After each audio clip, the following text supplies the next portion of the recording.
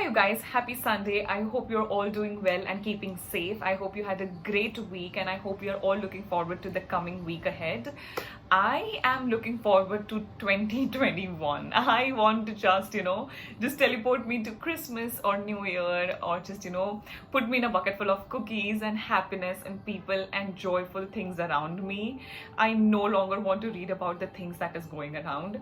So it's like I'm just looking forward to the end of this year, and as much as great it has been, but I think we could all use a little bit of happiness here and there.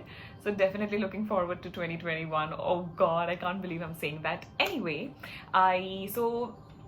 I am not really an avid reader, okay? I love to read, but 98% the content that I prefer is nutrition, health, wellness, and that too majorly on the front of clinical work and not really, weight and carbs, protein and stuff. So I definitely read, but only read related to my work. So that is more like studying and not reading. So there are very few handful of books that I've read in the past, and it has really shaped me into the kind of woman and to the kind of person that I am. And one of those books has to be this one right here. It's Tuesdays with Morrie by Mitch Albom.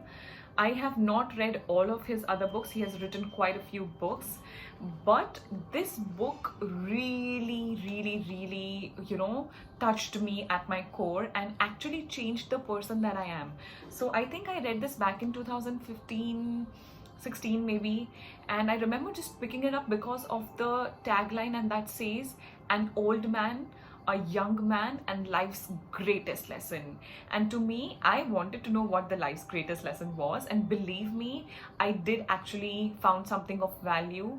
And I still always so I know, yeah, I've highlighted a few points, and I always come back to this book whenever I want to just center myself and ground myself and bring me back to reality and the now. So this book has really helped me, and it's a very short read. It's a very short read, and I think you must give this a go, irrespective of whatever you're going through in your life. It is also connected with health. Like, I have read it, so of course it has to do something with health.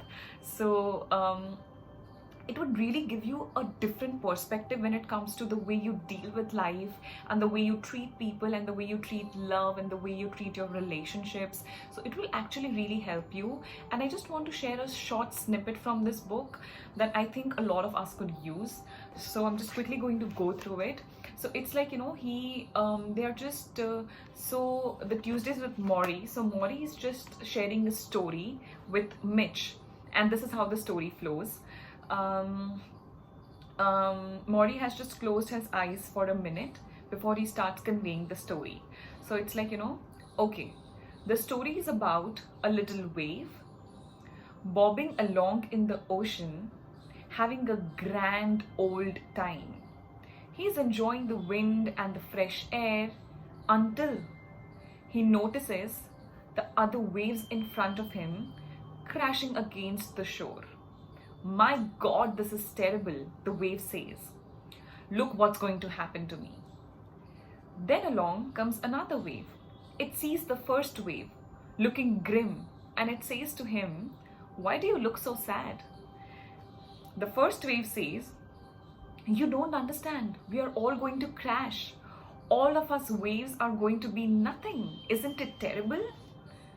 The second wave says, no, you don't understand. You are not a wave. You are part of the ocean. I smile. Morrie closes his eyes again. Part of the ocean, he says. Part of the ocean. I watch him breathe in and out, in and out. So this is just a short snippet, and it has so much of value inside of it. So let me connect the dots for you here. Basically, the whole point is, let's say something sad happens to me, because I want something and it turns out the way I wish for it to turn out. And I think my whole life is going to crash. Like, if that one thing is off, my whole life is meaningless. Who am I? I'm going to crash, okay? We hear about someone's death, we hear about something that goes wrong with someone, and we automatically believe that, oh shit, this is where I'm going to end up, and we are just scared. but we don't understand everything that is happening around us, everything that is happening inside of us. It's just a part of it. It's not who you are. There are a few things, it's not your identity. It's just happening to you. And there is one way in which you can get yourself out of it. That is by just being aware. Just being aware that the emotions that I'm feeling right now, or the negativity that is going around, it's not who I am. It's just a part of it. I am not the wave. So how can I ever crash? I am the ocean. So I am going to be always in my ebb and flow. There is no way. There is a part of me that could go off. There is a part of me that could be happy. There is a part of me that could be sad, could be emotional, could be angry, could be joyful. But it's just a part, okay? It's not who you are. It's just something that you are experiencing. And just bringing your awareness to that would change the way you deal with things. So it's not like you are an angry person or you are an angry woman or a man. It's like something has happened that has just brought out this emotion inside of you. For a time being, it's going to crash and then you're going to be the ocean again. I feel great. I am so happy that this thing happened to me. I am so happy and joyful that I achieved this finally. I don't become that. It's a certain part. It happens, it makes me happy, and then I'm back to being the ocean again. So just having this awareness that, any good thing or any bad thing, it's going to crash eventually.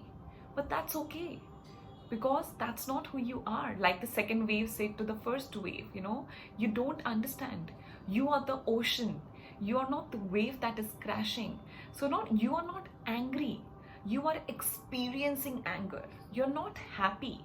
You're experiencing happiness. You're not joyful. You are experiencing joy. And maybe if you can just hold on to it, you can become that. So most of the times, I hold on to happiness. I hold on to joy. I hold on to peace. And I keep it close because I love the way it makes me feel. So it's a feeling, it's emotion. It's not Ankita. Ankita is angry, okay? That is not my identity. Ankita is experiencing anger. Ankita is experiencing fear. Ankita is experiencing joy, ecstasy, happiness. So just bringing your awareness that that's not who you are. You are experiencing this. It's going to crash eventually. It's going to be gone.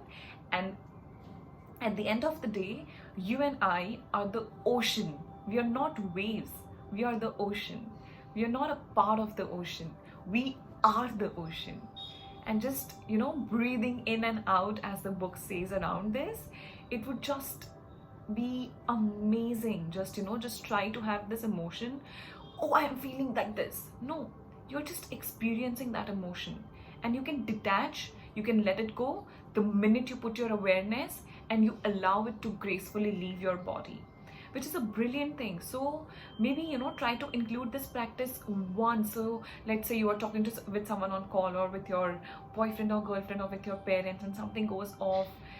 Don't identify yourself with the situation.